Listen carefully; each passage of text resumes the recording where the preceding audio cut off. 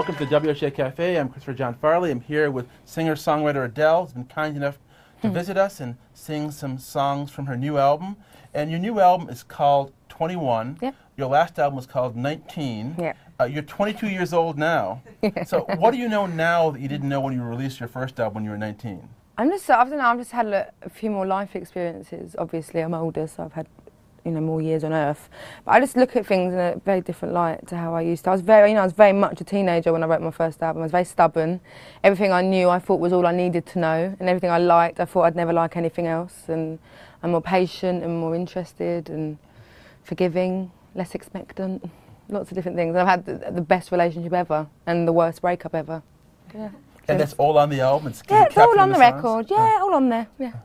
And the new record, the old record, 19, drew a lot from soul music. The new record has some other kinds of influences. Can you tell me about those? Yeah, I really got into country and bluegrass and rockabilly and gospel. There's still lots of soul in it and still bits of like pop and folk as well. But I was here touring for so long, it kind of became my hobby to discover Americana music. I haven't made a country record, but certainly the kind of delivery and the immediate kind of, oh yeah, I get it, I know what she's talking about. I've tried to incorporate that into this record. I really don't want to try and ever be one of those artists that wants to be really cool and trendy and 9 minutes into like an experimental instrumental, you're still wondering what the song's about, That's what I like about country, it's just like in the first 10 seconds you know exactly what the song's about. Well, I'm wondering, because you're such a young artist, what draws you to all these sort of vintage music forms like the blues and old kinds of country? I mean, what draws you to that? It's just totally solid. It's like, it's not throwaway at all. And they convince me. When I listen to them kind of artists, not all of them, but lots of them, I'm immediately convinced that they're singing about me, even though it was recorded 40 years before I was born. I don't feel that bond with modern music. I don't. Do you know what I mean? There's lots of songs. I have no idea who sings them these days because they're just a single.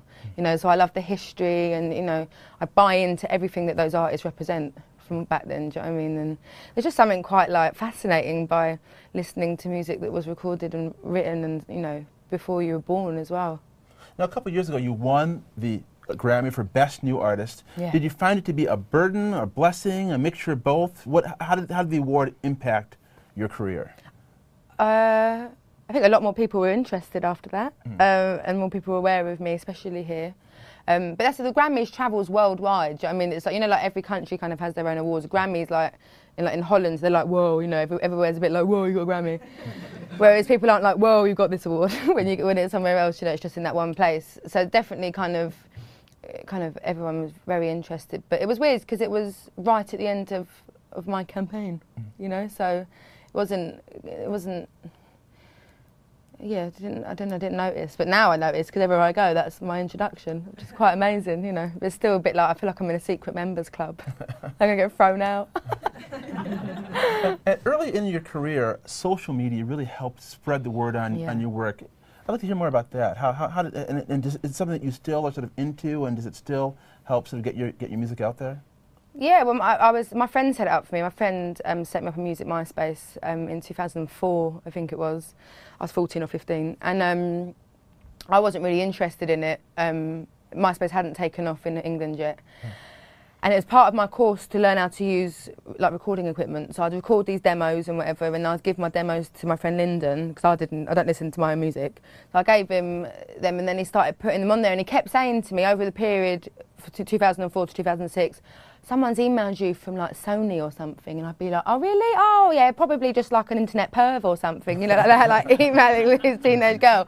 And then he was like, oh right, okay, I won't answer. And then the day I finished college, he gave me the password. And he was like, I think you should go on it now, because I don't think they are internet pervs, I think they're serious. And I went on and I had all these emails, and then 3 days later I was in the office. 3 days after finishing college, I was 18, it's not like university college. I was in the offices of Excel, who ended up signing me. They didn't sign me 3 days later, but that's the first time I met them.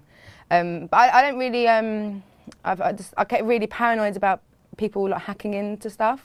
So I don't have a Facebook really, anything like that. I don't go on it because I get scared about people nicking information. Not about me, just in general. It just scares me, like like Big Brother. It just scares me in general. And one of your new songs is in the movie I Am Number 4. Yeah. Are you excited about that? Yeah, I am. Very. Yeah, I am. No, I am. Yeah, no, I am. Very excited. And which song is it and how is it used? Rolling, I don't know if I'm allowed to give it too much weight. Well, it's Rolling in the Deep, that's fine.